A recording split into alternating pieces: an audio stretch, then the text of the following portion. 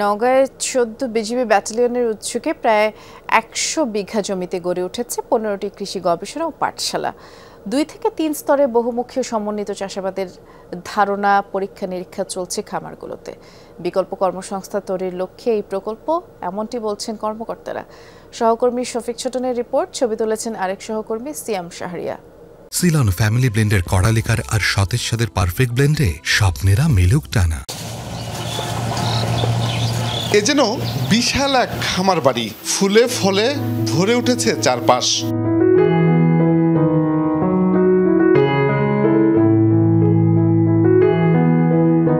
নওগাঁর পত্নীতলায় ১৪ বিজিবির সদর দপ্তরে ১২ মাস ফসল চাষ হচ্ছে। ৩৩ একর জমিতে গড়ে তোলা হয়েছে ১৫টি কৃষি গবেষণা খামার। বস্তায় আদা চাষ হচ্ছে, আধুনিক পদ্ধতিতে চাষ হচ্ছে রসুন, পেঁয়াজ, মরিচ, বেগুন, করলা, লাউ, ক্যাপসিকাম সহ উন্নত জাতের শীত ও গ্রীষ্মকালীন ৪০ প্রকার সবজি। ফলনও মিলছে ভালো। অনেক ধরনের ফসল আছে, যেমন কচুরলতি আছে, বেগুন আছে, পুঁই শাক আছে, ক্ষীরা আছে, টমেটো আছে, সিম আছে, মিষ্টি কুমড়া আছে, পেঁয়াজ আছে, সব ধরনের ফসল আছে।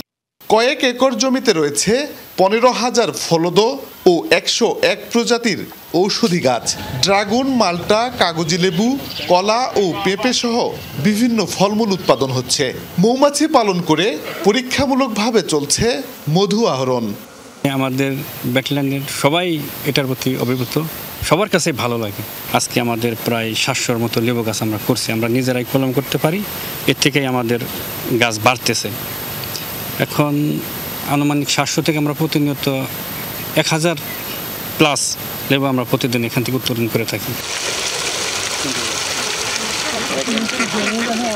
সাধারণ খামার নয়, সম্প্রসারিত কৃষিরই পূর্ণরূপ। জলাশয় ও পুকুরের পার ব্যবহার করে সমন্বিত ৫টি খামারে দেশি ও বিদেশি কয়েক প্রজাতির হাঁস, মুরগি, মাছ ও মুক্তা চাষ হচ্ছে।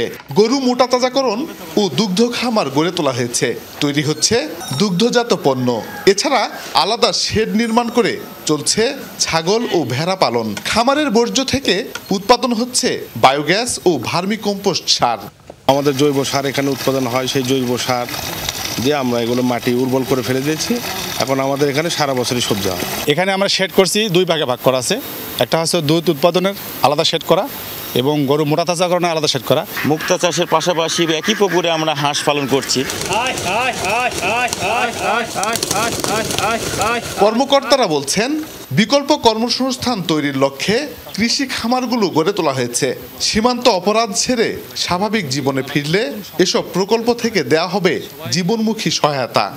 যারা সীমান্তে চোরাচালানের সাথে জড়িত আছে, মাদক পাচারের সাথে জড়িত আছে, তাদেরকে স্বাভাবিক জীবনে ফিরিয়ে আনার জন্য আমরা এই প্রকল্পগুলোকে কাজে লাগাবো। তাদেরকে এই ছোট ছোট প্রকল্পগুলো আমরা তাদের হাতে তুলে দিব। স্থানীয় যে সীমান্তবর্তী লোকজন আছে তাদেরকেও স্বাবলম্বী করার চেষ্টা করছি, যাতে আমাদের এই যে ভয়াল মাদকের করাল গ্রাস থেকে আমাদের যুব সমাজ মুক্তি পায়। জমির সর্বোচ্চ ব্যবহার করে উৎপাদনকে কতভাবে সম্প্রসারণ করা যায় তারই একটি অনুকরণীয় দৃষ্টান্ত স্থাপন হয়েছে এখানে।